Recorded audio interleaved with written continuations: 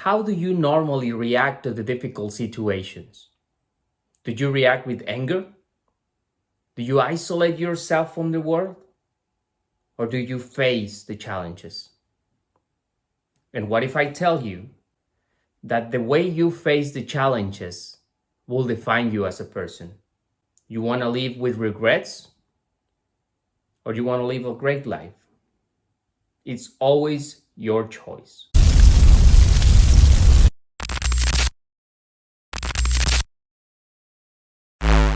Welcome back, leaders. Today, we're going to talk about a topic that normally drives a person from success or regret.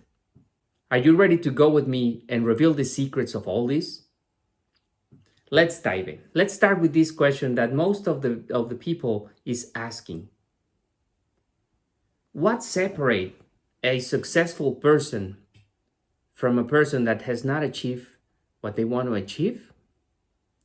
Probably is the way they face problems. And as John Maxwell says, that he has never known somebody that says, oh man, I love these problems. But most of them will say that those issues or difficulties were the ones that taught them the most in their lives. And once they overcome the fears, the more experienced and successful they become. The first thing that could be said about this topic is everyone has difficulties. Everyone faces challenges. So no matter who you are, what you do, if you're the best or the worst person, however you define yourself, we all face tough experiences. And no matter how good life is with you or how good your behavior is today, you will have difficulties. So the thing is not try in your life to avoid to have bad days or good days. The key here is whatever the circumstance you're facing today, you can overcome it with your attitude. Your attitude matters, and attitude is a choice. You can have the worst day ever, and you can decide by the end of the day how you want to react.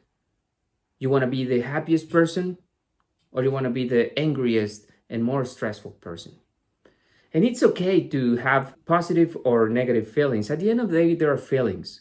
What matters the most is how you react to them, how you overcome them, how you don't let them take control over yourself. You control yourself, and emotions will be here, will be there. What you will do with them, how much you will know yourself to really understand how you are reacting and be conscious on the way you're reacting in that moment and say, wait a minute, something is not right. Even though I'm angry, should I react angry to the person that has nothing to do with it? Why am I doing that? When you understand yourself in emotional intelligence, you will be able to say, yeah, I might be angry for a couple minutes, but then I let it go and then continue moving forward. This is the key. Nobody has the blame on how you're feeling. People can control what they do, and it's up to them. It's not up to you. The only thing you can control is how you react to that, how you let everyone influence your life, influence over your emotions, over your reactions. You decide that. You have to own it. You have to be the owner of yourself. Don't allow anyone to have control over you. If somebody starts screaming at you, you can decide, or am I screaming back to them? Or I'm just remain calm, ignore that person, and when that person is calm, we can talk. And I assure you that by reacting that way, the person in front of you will stop screaming. Because you are not connecting with the same energy. You're lowering the energy in the environment. So think about that. How many times am I allowing somebody else dictate how my day is going to go and how I'm going to be feeling? It's a tough question. And it's tougher to recognize that sometimes you're letting that happen. The second thing to say about these difficulties is that nobody likes them, no matter who you are. It's not fun to be in the middle of those situations. Not at all. But again, you can be focused on the tough situation, or you can be worried about fixing it, about understanding what's happening and overcome it.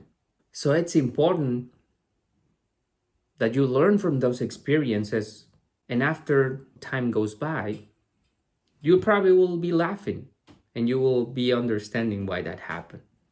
There is a phrase that a few years ago a mentor of mine told me: cold heads prevail. No matter how big the storm is, when you keep your head cold, you will be able to see with clarity what's going on, and you will be able to not let your emotions go and take the best decision based on data, on facts, not on feelings. So be mindful of this. And every time you're feeling overwhelmed, stop. Stop and ask yourself, what's happening? How am I feeling? And once you understand that, you can take the best decisions. Never take decisions with your head hot. Never. Because normally you'll make a mistake. And after some time, you'll be having regrets on that situation. I should have waited. I should have done this. I should have done that. There's no urgency. You can take the minutes you need, the hours, the days, the weeks, whatever time you need. But make sure that is the best thing for you. And of course, it's easier said than done. And I will say that most of the persons that had bad experiences, the common ground is that they're not taking the best out of the bad experiences. But if you talk with successful people, you will see that why they are there, it's because they could learn from those bad experiences. And normally, those are the game changers between taking serious where they're going to go or just saying, I'm not doing it and quit. If we make a poker analogy, you don't win by managing a good hand. You win by managing the bad hands and overcoming that game. So it's important for you to understand where you're at and keep moving forward. No matter the difficulties you have, keep moving forward. A few years ago, I had a job where I got the opportunity to have this big impact to the company by traveling the world and adding value to different persons and companies. So it was very exciting. It was one of the things that I dreamed about when I was studying college. I wanted to travel the world and I wanted to get to know places and do all these awesome things. So it was the best opportunity. And life said at that point, you want it, you have it. But you don't know what you're asking sometimes. And life told me, if you really want it, you have to work for it. And then I was very excited. I started this, traveling around places, getting to know these awesome cultures, awesome experiences. And as the time went by, I was not feeling myself. I was not happy. I was feeling lonely, depressed. Something was missing. And I didn't understand why. And that's what happened. When difficulties arrive to your life, they really teach you about yourself. They really make you see your demons. See yourself in the mirror. And that's the scariest thing that can happen to you. Because you don't want to look to yourself. You don't want to admit that you're wrong. You don't want to admit that you have to change. And you are always scared to seeing yourself. And that happened to me. I didn't want to see that I was doing something wrong. I didn't want to see that I needed to go deep into myself and understand what was happening. Until I did it. I start reflecting, working in myself, going to therapy, do all these different things to understand what was going on. And then one day I understood it. I understood that I was feeling lonely because I was not with myself. I didn't get to know me. I didn't know myself. And I wanted all this. And of course, every decision that you take, it will require some sacrifices. I didn't know that. I didn't know that the sacrifice I was taking was getting away from my friends, my family, my life. And I was not prepared to do that at that point. But when I understood it, of course, I had a lot of regrets because I missed a lot of different things and experiences that I could have done if I were more present at that point. But it was not possible to come back. Not possible to return at those moments. I missed them. Nothing. But at that point, I made myself a promise to don't ever let bad experiences and bad emotions to take control over my life.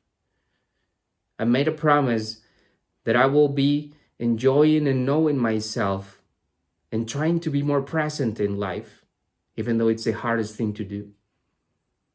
But it doesn't matter because I was committed to overcome fears. And that's what we all have to do. Learn from experiences to be better than yourself, nobody else. The rest does not matter. You are the only one that matters. It's your own race. So when difficulties arrive to your life, of course, won't be pleasant, but try to be mindful that life is trying to teach you a lesson.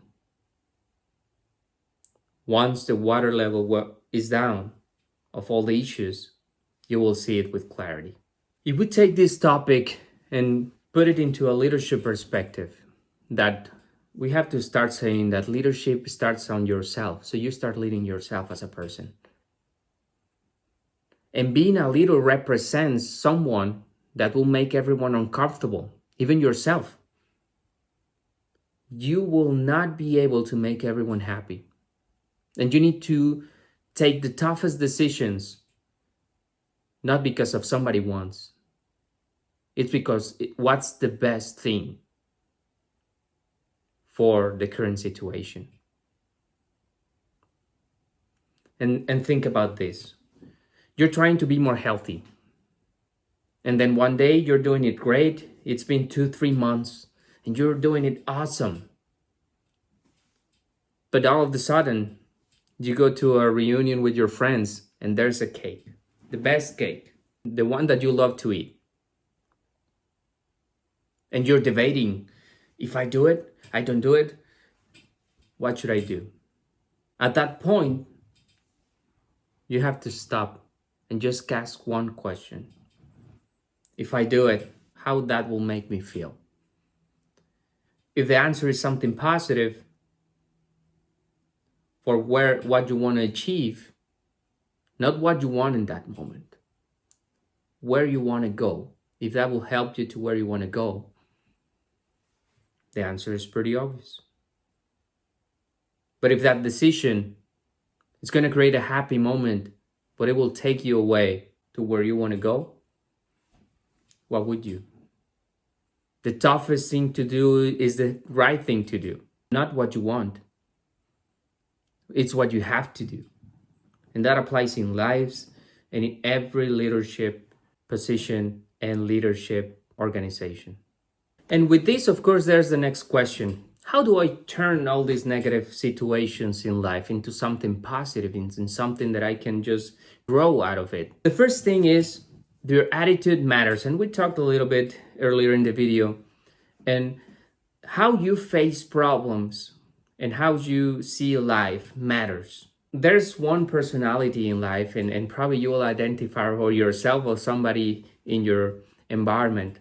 It's called the black dots, right? Is this person that no matter how good the situation is, they will find something that is not right. Something that is not right. And I'm sure we all have been one of those. So you have to be mindful of this and try to see if you're doing that. Maybe you're focusing on the things that you don't have. And by doing that, you're missing all the great things you do have today. So it's a matter of perspectives. And I'm not saying that's easy, because everyone today are facing their own challenges and difficulties. And everyone will judge and say how difficult they are.